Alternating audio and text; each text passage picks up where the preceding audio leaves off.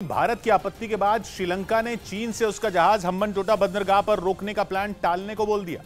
श्रीलंका के हम्बनटोटा बंदरगाह पर चीन की एक रिसर्च शिप 11 से 17 अगस्त तक रुकने वाली थी,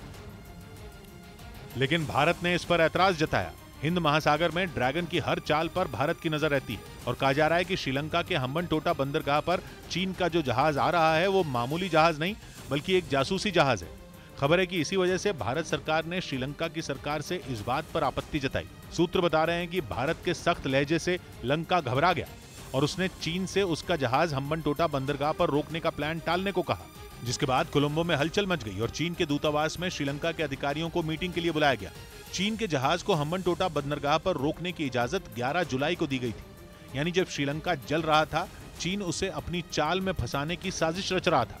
जिसके बारे में श्रीलंका की सरकार को भनक तक नहीं लगी। लेकिन भारत को चीन की चाल पता चल गई। श्रीलंका का हम्बनटोटा बंदरगाह चीन के कर्ज से ही बना है,